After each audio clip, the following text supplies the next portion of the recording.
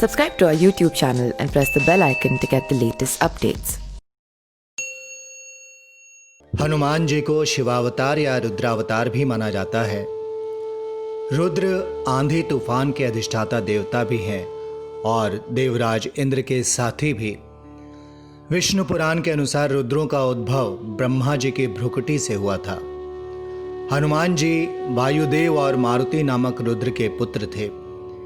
इनको सभी देवताओं का आशीर्वाद प्राप्त था। वे सेवक भी थे और राजदूत, नीतिज्ञ, विद्वान, रक्षक, वक्ता, गायक, नर्तक, बलवान और बुद्धिमान भी थे।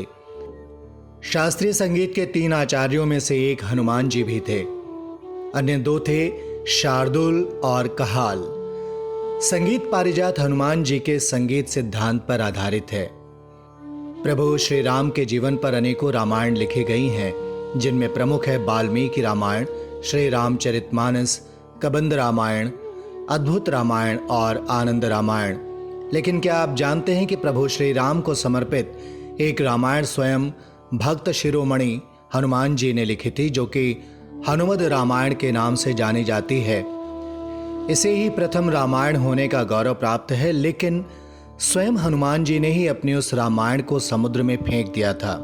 उन्होंने ऐसा क्यों किया, आइए जानते हैं। शास्त्रों के अनुसार सर्वप्रथम राम कथा हनुमान जी ने ही लिखी थी, और वो भी एक शिला पर अपने नाखूनों से। यह राम कथा वाल्मीकि जी के रामायण से भी पहले लिखी गई थी।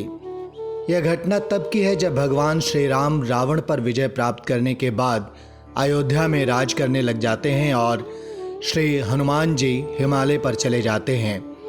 वहां वे अपनी शिव तपस्या के दौरान एक शिला पर प्रतिदिन अपने नाखून से रामायण की कथा लिखते थे। इस तरह उन्होंने प्रभु श्री राम की महिमा का उल्लेख करते हुए हनुमद रामायण की रचना की। कुछ समय बाद महर्षि वाल्मीकि ने भी वाल्मीकि रामायण लिखी और लिखने के बाद उनके मन में इसे भगवान शंकर को दिखाकर उन्हें समर्पित करने की इच्छा हुई। वे अपनी रामायण लेकर शिव के धाम कैलाश पर्वत पहुंच गए। वहां उन्होंने हनुमान जी को और उनके द्वारा लिखी गई हनुमद रामायण को देखा। हनुमद रामायण के दर्शन कर वाल्मीकि जी निराश हो गए। वाल्मीकि जी को निराश देखकर हनुमान जी ने उनसे उनकी निराशा का कारण पूछा, तो महर्षि ने कहा, उन्होंने बड़े ही कठिन परिश्रम के बाद रामायण लिखी थी, लेकिन आपकी रामायण देखकर लगता है कि अब मेरी रामायण उपेक्षित हो जाएगी, क्योंकि आपने जो लिखा है उसके समक्ष मेरी रामायण तो कुछ भी नहीं। तब वाल्मीकि जी की चिंता का शमन करते हुए श्री हनुमान जी ने हनुमद रामायण पर्वतशिला को एक कंधे पर उठाया और दूसरे कांधे पर महर्षि वाल्मीकि को बैठाकर समुद्र के पास गए और स्वयं द्वारा तैयार की गई रचना को प्रभु श्री राम को समर्पित करते हुए समुद्र में फेंक दिया। तभी से हनुमान जी द्वारा रचित हनुमद रामायण उपलब्ध नहीं है। हनुमद रामायण को हनुमान जी द्वारा समुद्र में फेंक दिए जाने के बाद महर्षि वाल्मीकि बोले, हे राम भक्त श्री हनुमान, आप धन्य हैं। आप जैसा कोई दूसरा ज्ञानी और दयावान नहीं है। आपकी महिमा का गुणगान करने के लिए मुझे एक जन्म और लेना होगा, और मैं वचन देता हूँ कि कलयुग में मैं एक और रामायण लिखने के लिए जन्म लूँगा। तब मैं यह रामायण आम लोगों की भाषा में लिखूंगा।